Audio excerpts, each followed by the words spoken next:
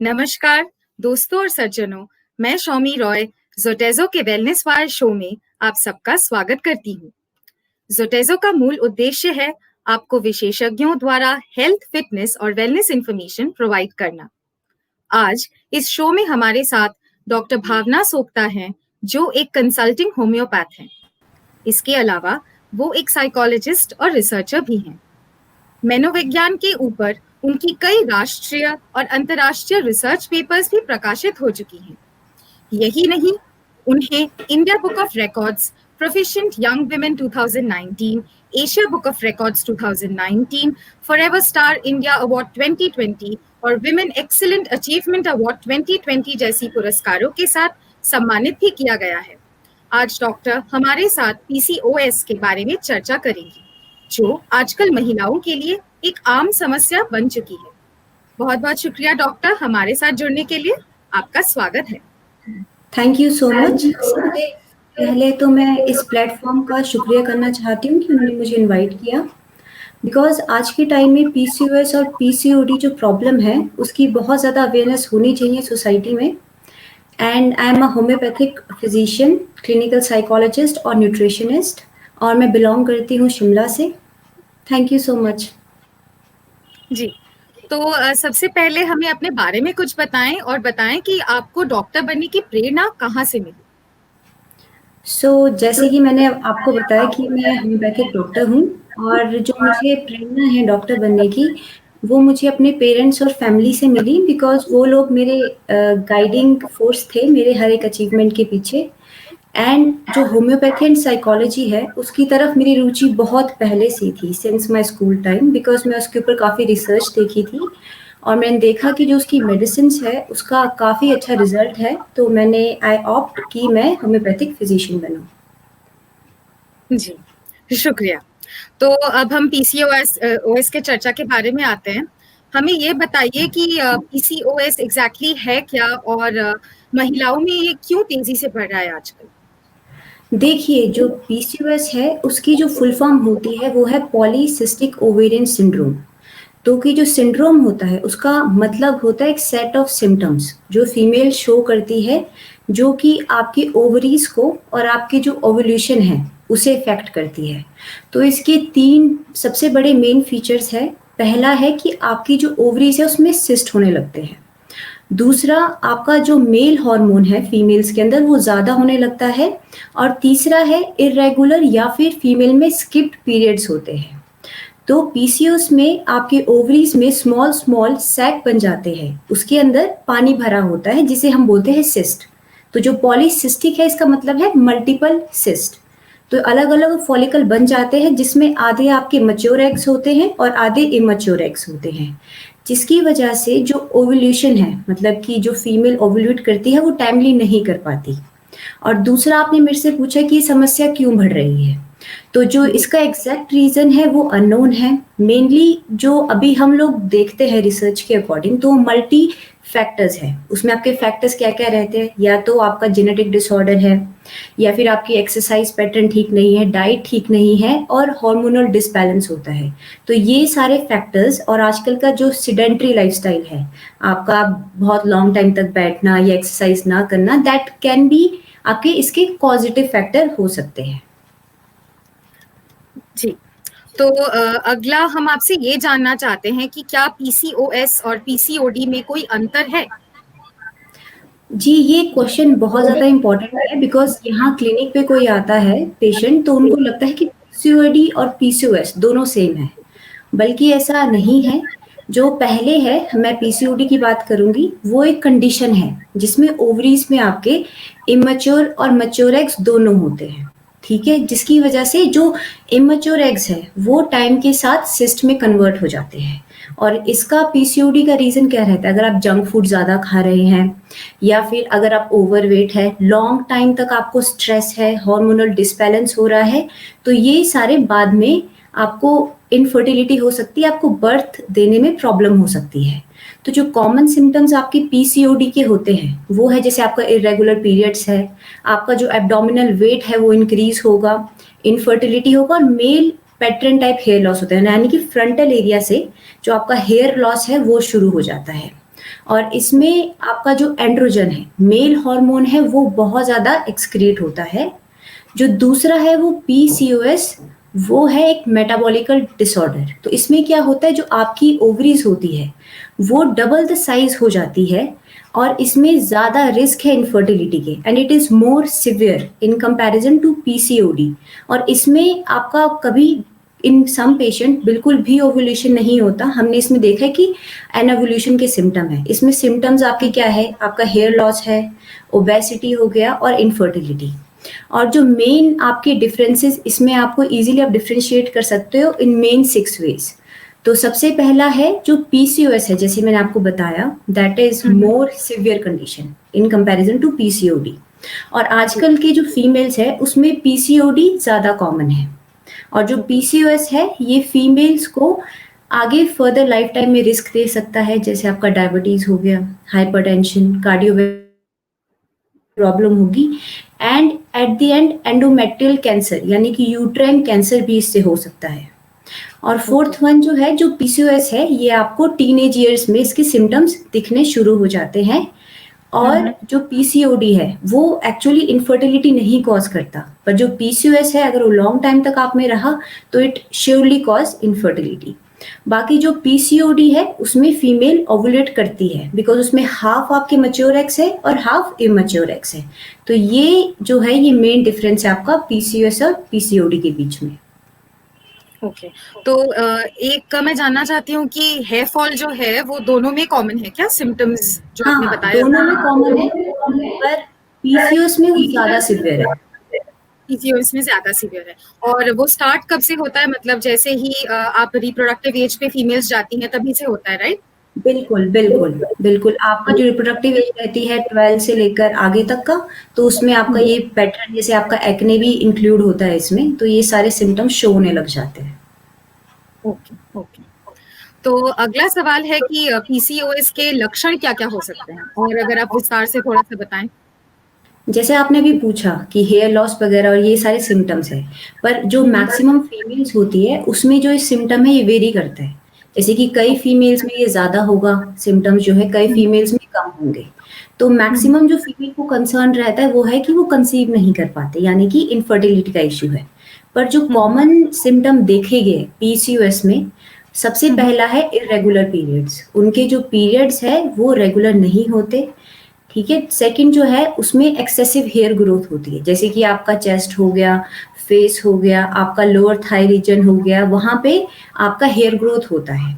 और इसमें आपका वेट गेन हो सकता है, मेनली फ्रॉम एब्डोमिनल एरिया। और जो आपके बाल है वो पतला होना शुरू हो जाते हैं, थिनिंग हो जाएगी। और मेनली जो आपका फ्रंटल हेड है वहां से, और वहां पे मेल पैटर्न टाइप थिनिंग होगी। और आपका ऑयली स्किन होगा और स्किन पे आपके एक्ने होंगे जो काफी लॉन्ग टर्म तक रहेंगे। तो ये मेनली सेट ऑफ सिम्टम हैं जो मिलते हैं पीसीओएस के पेशेंट में। जी, ओके। तो अब हमें ये बताएं कि पीसीओएस होने के क्या क्या कारण हो सकते हैं। जैसे मैंने आपको पहले बताया कि इसका कॉज एज सच नोन नहीं है, पर जो मेनली है वो है कि आपका जो मेल हार्मोन है एंड्रोजन, वो इंक्रीज हो रहा है और आपकी बॉडी में ज्यादा प्रोड्यूस हो रहा है, जिसकी वजह से जो एग्स है फीमेल के यूट्रस में वो नॉर्मली प्रोड्यूस नहीं हो रहे। तो इसके जो आपके मेन फैक्टर्स देखे गए हैं वो है आपका जेनेटिक, आपका इंसुलिन रेजिस्टेंस हो जाता है इंडिविजुअल, और इन्फ्लामेशन होती है। तो सबसे पहले मैं जेनेटिक की बात करूंगी। तो इसमें जैसे आपकी अगर मदर को है या ग्रैंड मदर को है, तो चांसेस ये है अगर टीनेज ईयर में अगर आप सिम्टम शो करने लग जाओ तो मे बी आपको भी वो प्रॉब्लम हो सकती है। सेकंड है इंसुलिन रेजिस्टेंट। तो इसमें क्या होता है कि आपका 70% जो वुमेन है उसमें देखा गया कि वो इंसुलिन रेजिस्टेंट हो जाती है। इसका मतलब है कि जो उनका सेल है वो ढंग से इंसुलिन नहीं यूज कर पाता। अब जो इंसुलिन है वो एक हार्मोन है जो आपका पैनक्रिया वो रिलीज करता है, जो आपके शुगर को एनर्जी में कन्वर्ट करता है। पर जब आपके सेल इंसुलिन प्रॉपर्ली नहीं यूज कर पाते तो उससे आपकी बॉडी में इंसुलिन डिफिशिएंट होता है और बॉडी ज्यादा इंसुलिन प्रोड्यूस करने लग जाती है, जिसकी वजह से जो आपकी ओवरीज है वो ट्रिगर होती है और वो ज्यादा मेल हार्मोन प्रोड्यूस करने लग जाती है। और आपका थर्ड है ओबेसिटी। मोटापे से क्या होता है कि इंसुलिन रेजिस्टेंट बढ़ता है, ठीक है, एंड ओबेसिटी से आपका जो टाइप 2 डायबिटीज है वो होने के भी चांसेस रहते हैं। और आपका इन्फ्लेमेशन आपका कॉज हो गया, बिकॉज वुमेन में इन्फ्लेमेशन हो सकता है क्योंकि जब कोई ओवरवेट होता है तो उनके सेल जो होते हैं वो इन्फ्लेम्ड होते हैं, और अगर आपकी बॉडी में ज़्यादा इन्फ्लेमेशन है तो एंड्रोजन हार्मोन आपकी बॉडी में ज़्यादा रिलीज होगा। तो ये सारे कॉजेज देखे गए हैं। अच्छा, ठीक है। तो अगला हम ये जानना चाहते हैं कि पीसीओएस का निदान कैसे किया जा सकता है? देखिए, जो पीसीओएस का जो ट्रीटमेंट रहता है तो वो हर एक इंडिविजुअल के लिए अलग-अलग रहता है, क्योंकि हर एक फीमेल आपके जो सिम्पटम्स है वो अलग-अलग शो करते हैं। तो सबसे पहले तो केस टेकिंग उनका होना चाहिए प्रॉपर, और इंडिविजुअल केस टेकिंग होना चाहिए। पर जो सबसे मेन चीज़ें जो इम्प्रूव हो सकती है, सबसे पहला आपका लाइफस्टाइल हो गया। जो इंडिविजुअल है अगर उनका वेट ज़्यादा है तो उनको वेट लॉस करने को बोलेंगे हम, उनको लो कैलोरिक डाइट बोलेंगे, यानी कि जितना उनका बीएमआई है, बेसल मेटाबॉलिक इंडेक्स है, उसको उससे उतना ही कैलोरीज लेना है या फिर उससे कम कैलोरीज लेना है ताकि उनका वेट कम हो। और अगर उनका 5% भी वेट कम होता है तो वो सिम्टम्स कम शो करते हैं।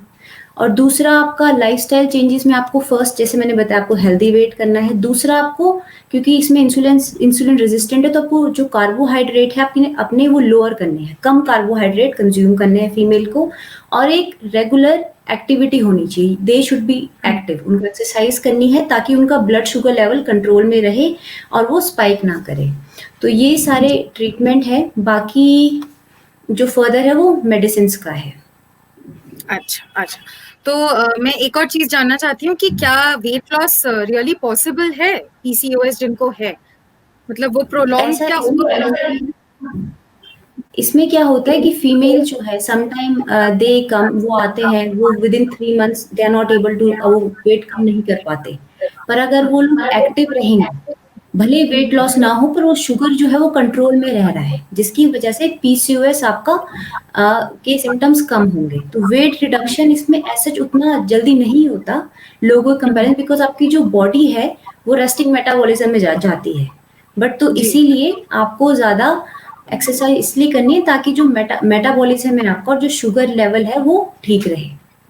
जी, मतलब मेन है कि हम एक्टिव रहे ताकि बिल्कुल, वेट कंट्रोल में रहे and then we can treat या राइट, पीसीओएस। ताकि सिम्टम्स कम हो जाए आपके। जी, जी। तो अब हम जानना चाहते हैं कि पीसीओएस का इलाज कैसे हो सकता है और क्या पीसीओएस पूरी तरह से ठीक हो सकता है? तो सबसे पहले मैं इलाज की बात करूँगी। तो मेडिसिन्स में अगर आप किसी डॉक्टर के पास जाते हैं कि आपको अपना मेंस्ट्रुअल साइकिल ठीक करना है, तो वो आपको combination of birth control pills देंगे। अभी उसमें क्या रहता है, उसमें एस्ट्रोजन और प्रोजेस्टेरॉन रहता है, जो कि आपके एंड्रोजन को कम करता है। तो ये वाला मेडिकेशन चलता है आपका। दूसरा आपका प्रोजेस्टेरॉन थेरेपी चलती है, जो कि 10 से 10 टू 14 डेज होती है, जो आपका रेगुलेट करती है पीरियड्स को। तो ये आपका उन फीमेल्स के लिए जिनका आपका मेंस्ट्रुअल साइकिल ठीक नहीं है, पीरियड्स रेगुलर नहीं है। दूसरा, अगर कोई फीमेल ओवुलेट नहीं कर पा रही या फिर कंसीव नहीं कर पा रही, उनको वो कॉम्बिफिन देते हैं, जो कि एक मेडिसिन है, जो एंटी एस्ट्रोजन मेडिसिन है, जो कि आप फर्स्ट पार्ट जो होता है मेंस्ट्रुअल साइकिल का, फर्स्ट डेज जो होते हैं वहाँ पे लेते हैं आप। और देयर अदर मेडिसिन और गोनेडोट्रोफिन जो एक इंजेक्शंस लगते हैं वो भी आपको लग सकते हैं ताकि आपको ओवुलेशन आपका इजीली हो। एंड अगर किसी को एक्सेसिव हेयर ग्रोथ है तो उसके लिए आइदर दे विल बी, वो आपको बर्थ कंट्रोल पिल देंगे, या फिर वो एक इलेक्ट्रोलाइसिस एक प्रोसेस होती है जिससे इलेक्ट्रिक करंट से आपके हेयर फॉलिकल्स को डेड किया जाता है। और लॉन्ग अगर आप यूल टेक, आप 2 से 3 थेरेपी अगर आप वो लेते हो तो आपका जो एक्सेसिव हेयर ग्रोथ है वो कम हो जाता है। और नेक्स्ट आपने मेरे से पूछा कि उसके कि क्या पीसीओएस मतलब पूरी तरह से ठीक हो सकता है? अच्छा, क्योरेबल, इज इट क्योरेबल और नॉट? तो देखिए, पूरी तरह से तो ये ठीक नहीं हो सकता, क्योंकि अभी तक इसके ऊपर चल रहा है रिसर्च वर्क। बट यस, आप अपने हेल्दी लाइफस्टाइल की वजह से इसके सिम्टम्स पूरे खत्म कर सकते हैं and you can lead a very healthy life. ठीक है, बट बीच में एक दो सिस्ट, अभी क्या है, नॉर्मली इन एवरी फीमेल जो हम देखते हैं नॉर्मल सिस्ट की प्रॉब्लम होती है, पर वो पीसीओएस में कन्वर्ट ना हो, इसीलिए हमारे को उसका ध्यान रखना है। तो सबसे पहले आप अपने डॉक्टर के पास जाइए, उनसे ट्रीटमेंट लीजिए और अगर कोई फीमेल पूरा चेक करा जाए कि आपको कि क्या प्रॉब्लम है, पीरियड्स की प्रॉब्लम है या फर्टिलिटी की प्रॉब्लम है, तो उसके अकॉर्डिंग आपको डॉक्टर मेडिसिन देंगे। और अगर आपको लग रहा है कि वेट की वजह से है, then most important thing is reduce your weight, जिसकी वजह से आपकी सीरियस हेल्थ प्रॉब्लम जैसे डायबिटीज हो गया, आपको कार्डियोवेस्कुलर प्रॉब्लम या हार्ट की प्रॉब्लम ना हो, स्ट्रोक ना हो और आगे जाके यूट्राइन कैंसर ना हो, तो वो ना हो, but still it is not fully curable. ठीक है, तो आगे हम जोखिम कारकों के बारे में जानेंगे, लेकिन उससे पहले आप मुझे बता सकती हैं कि एग्जैक्ट जो हमारा मेंस्ट्रुअल साइकिल जो होता है वो कितना होना चाहिए, कितना नंबर ऑफ डेज का होना चाहिए, ताकि हमें लगे कि वो डिलेड है, हम पीसीओएस ही है, हमें हम डॉक्टर के पास जाएं। देखिए, सबसे इम्पोर्टेंट है कि आपका 28 डेज का साइकिल होना चाहिए और जो साइकिल है वो आपका 1 से लेकर 4 दिन तक चलना चाहिए। ठीक है, बाकी जो आप मेन चीज देखते हैं इसमें, कई फीमेल्स है जिनका साइकिल ठीक रहता है, बट जी। इसमें आपकी जो ब्लीडिंग है वो काफी कम हो जाती है। तो वो हम हाँ। उससे चेक करेंगे कि how much ml you are bleeding, either it's या फिर वो लाइट ब्लीडिंग है। अगर वो लाइट ब्लीडिंग है और वो काफी टाइम तक चल रही है आपकी, तो प्लीज अपने डॉक्टर के पास दिखाइए। अगर आपका साइकिल शॉर्ट हो चुका है, कई फीमेल्स में इट इज फॉर 15 डेज, तो वहां पे आप दिखाइए। और अगर आपको लग रहा है कि you are not feeling well, आपका जो जो सिम्टम्स आपके आते हैं, पीएमएस जो होता है, अगर जो हाँ, वो अगर आप में ज्यादा उसमें उस टाइम आपको ज्यादा एंग्जाइटी हो रही है या बिल्कुल आपको नहीं अच्छा लग रहा, साइकोलॉजिकल प्रॉब्लम्स आ रही है, तो do visit your doctor, it is very important. जी, तो अब हमें बताइए कि पीसीओएस के जोखिम कारक क्या है। सो जो आगे जो फर्दर आपको हो सकता है इससे कॉम्प्लिकेशंस, सबसे पहला और सबसे इम्पोर्टेंट है डायबिटीज। तो इसमें क्या होता है, इसमें देखा गया है कि प्री डायबिटिक फीमेल्स बहुत ज्यादा है। आपके 40 ईयर्स से पहले फीमेल्स को डायबिटीज होने लग जाता है। सेकंड आपका आता है हाई ब्लड प्रेशर, क्योंकि जो फीमेल है वो बहुत ज्यादा रिस्क में हो जाती है कि उनको आगे आने वाले टाइम में हाई ब्लड प्रेशर या फिर स्ट्रोक हो सकता है। और कोलेस्ट्रॉल लेवल जो है वो अनहेल्दी हो जाता है, यानी कि जो उनका एलडीएल है, जो बैड कोलेस्ट्रॉल है वो कम हो जाएगा और जो आपका एचडीएल है वो लो हो जाएगा। तो इसमें आपको कोलेस्ट्रॉल की प्रॉब्लम भी बहुत ज्यादा आती है। एंड स्लीप एपनिया, एपनिया यानी कि आपको नींद में आपकी सांस रुक जाना, नींद में आपको घबराहट होना और एकदम से आप उठ जाएंगे, तो आपकी स्लीप में भी प्रॉब्लम आती है। इसमें फीमेल्स को मैक्सिमम जो देखा गया है डिप्रेशन हो सकता है या एंजाइटी हो सकती है। तो उसके लिए बहुत इंपॉर्टेंट है कि आप उनकी किसी अपने डॉक्टर से कंसल्ट करें एंड यू टेक थेरेपीज। और last and the most worst risk is, जो पेशेंट है उसको एंड्रोमेट्रियल कैंसर हो सकता है, यानी कि जो लाइनिंग है वोम की, वहां पे कैंसर प्रोड्यूस हो सकता है अगर आपने उसका ट्रीटमेंट नहीं लिया और लॉन्ग टर्म तक ये प्रॉब्लम होती रही। तो these are the risk factors जो हो सकते हैं। जी, तो अब हमें बताइए कि क्या पीसीओएस किसी दूसरी बीमारी का कारण बन सकता है, और जी क्या इससे जैसी महिलाओं को फर्टिलिटी का समस्या हो सकता है। जी जैसे मैंने आपको बताया अभी, ये सारी डिजीज इनको हो सकती है। Type 2 diabetes, high blood pressure, आपकी हार्ट की प्रॉब्लम, आपका जो ब्लड वेसल है उसकी प्रॉब्लम और यूट्राइन कैंसर, ये सारी प्रॉब्लम हो सकती है। पर जो फीमेल जो क्लिनिक पे आते हैं वो मेनली आते हैं इनफर्टिलिटी के इशू से। जी बिल्कुल, पीसीओएस से आपको प्रेगनेंसी में दिक्कत आ सकती है और इनफर्टिलिटी के चांसेस भी होते हैं।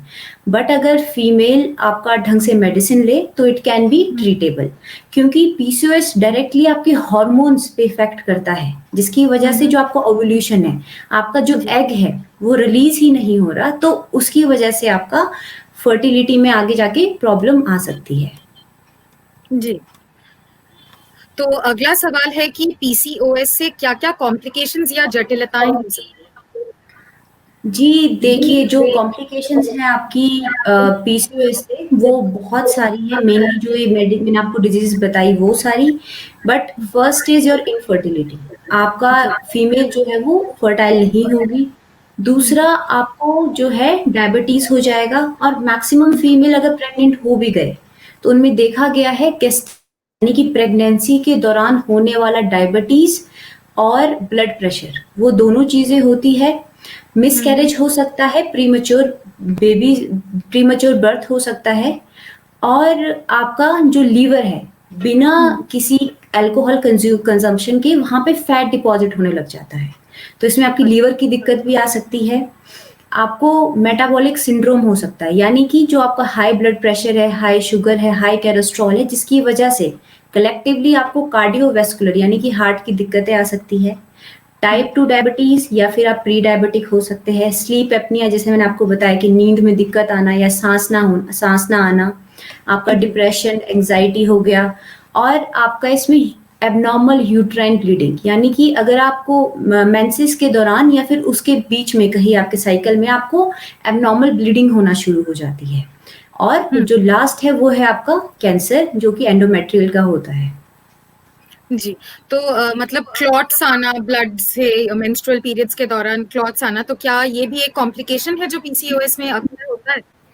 नहीं नहीं, क्लॉट्स का कैसा रहता है, अगर किसी फीमेल को आयरन डेफिशिएंसी एनीमिया है तो हम उस फीमेल में भी क्लॉट्स देखेंगे, लॉन्ग साइकिल होगा उस फीमेल में भी। बट पीसीओएस के केस में क्लॉट्स ऐसा उतना ज्यादा सिम्टम नहीं है। बट आपका जो ब्लीडिंग है वो इरेगुलर रहती है, यानी कि आपके पीरियड्स 28 दिन बाद आने थे, पर 15 दिन के बाद आपको वो ब्लीडिंग दिखती है, हल्की ब्लीडिंग दिखती है।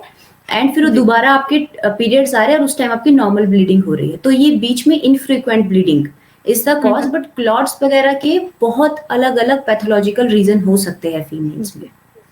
जी, तो अब हमें आप पीसीओएस के आहार के बारे में बताएं। देखिए, जो डाइट होता है वो बहुत ज़्यादा इम्पॉर्टेंट है, बिकॉज एटलीस्ट आपका 70% जो क्योर है वो डाइट से होगा और रेस्ट आपका 10% एक्सरसाइज से होगा और बाकी मेडिसिन से।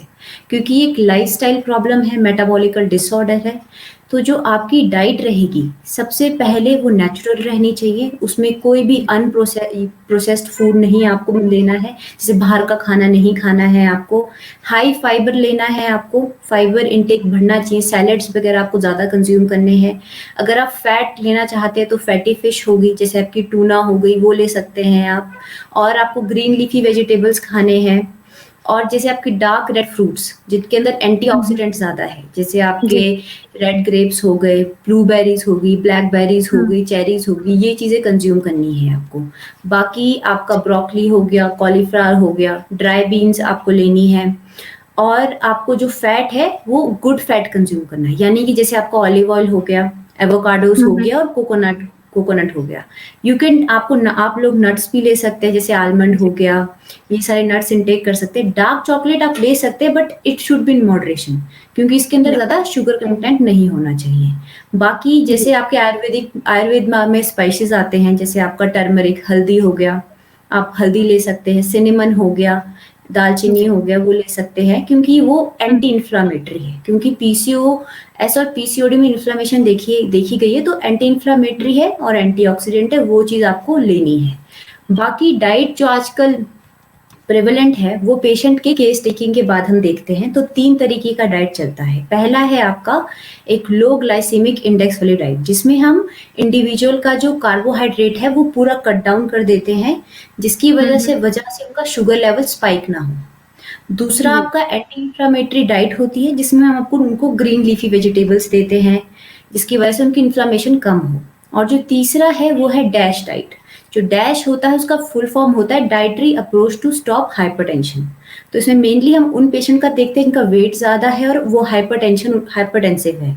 तो इसमें हम इनको फिश दे सकते हैं और आपका ग्रीन लीफी वेजिटेबल दे सकते हैं, लो डाइट दे सकते हैं। तो मेनली जो डाइट का कैसा रहता है, आप पहले अपना बीएमआई देखिए, बीएमआई के अकॉर्डिंग आप कितना कैलोरीज ले सकते हैं वो देखिए, and then consult your doctor, because वो आपको पूरा न्यूट्रिशनिस्ट को कंसल्ट कीजिए, पूरा आपको डाइट चार्ट देंगे, तो वो आपको लॉन्ग टर्म में बेनिफिशियल रहेगा। जी, तो आखिर में हमें ये बताएं कि पीसीओएस को मैनेज करने के लिए हम जीवन शैली में क्या-क्या परिवर्तन ला सकते हैं? सबसे इम्पोर्टेंट आपको जो चेंजेस करने हैं लाइफ में, कि आपको शुगर जो कंटेंट है और कार्बोहाइड्रेट, जैसे आप चपातीस वगैरह उसमें कार्बोहाइड्रेट है, राइस है, वो आपको कम करना है। क्योंकि जो आपका इंसुलिन है वो स्पाइक हो जाता है इससे, और जैसे ही आपका इंसुलिन बढ़ेगा तो उसकी वजह से जो एंड्रोजन है, जो मेल हार्मोन है, वो ओवरी ज़्यादा एक्सक्रीट करेगी, तो वो चीज़ आपको पूरा बंद करना है। कार्बोहाइड्रेट हो गया, दूसरा आपका है, आपको अपना वेट मैनेज करना है। इसमें मेनली फीमेल्स इजीली वेट नहीं रिड्यूस कर सकती, बट आपको एक गुड रूटीन चाहिए एक्सरसाइज का, ताकि आपका वेट भले कम ना हो but your sugar level should not spike, आपका वो स्पाइक नहीं होना चाहिए। और तीसरा आपका है एक्सरसाइज रेगुलरली। आप हिट वर्कआउट कर सकते हैं जो कि हाई इंटेंसिटी इंटरवल ट्रेनिंग होता है, आप कार्डियो कर सकते हैं, बस अपनी बॉडी को आपको मूव कराना है, जिसकी वजह से जो हैप्पी हार्मोन है, एंड्रोफिन्स है, वो रिलीज हो। ठीक है, बिकॉज जो यूट्रस होता है that is second brain of female. तो अगर फीमेल एक्सरसाइज कर रही है, दे आर फीलिंग हैप्पी, तो वो बॉडी भी वैसा रिस्पॉन्स करेगी। दो PCOS is not fully curable, पूरा क्योर नहीं होता, बट अगर कोई इंडिविजुअल इज वेरी पॉजिटिव, उनका डाइट अच्छा है, एक्सरसाइज अच्छा है, वो वेट मैनेज अच्छा कर रहे हैं, तो इंडिविजुअल पूरा का पूरा सिम्टम्स पूरा वैनिश कर सकते हैं। I have seen patient with severe PCOS and PCOD जिन्होंने पूरा अपना लाइफ बैलेंस करके पूरा चीज अपना सारे सिम्टम्स ठीक किए हैं। So it is somehow treatable. तो बहुत बहुत शुक्रिया डॉक्टर, हमारे साथ ये सेशन करने के लिए। ये बहुत ही इंफॉर्मेशनल सेशन था। Thank you so much. तो अगर आप डॉक्टर भावना से संपर्क करना चाहते हैं तो नीचे दिए गए नंबर पर कॉल जरूर करें। अगर आपको हमारा ये शो अच्छा लगा है तो इस वीडियो को लाइक और शेयर जरूर करें, और इसके साथ हमारे चैनल को सब्सक्राइब करें और बेल आइकन को प्रेस करना ना भूलें, ताकि आने वाले हमारे हेल्थ और वेलनेस से जुड़े कोई भी वीडियोस आप मिस न करें। धन्यवाद।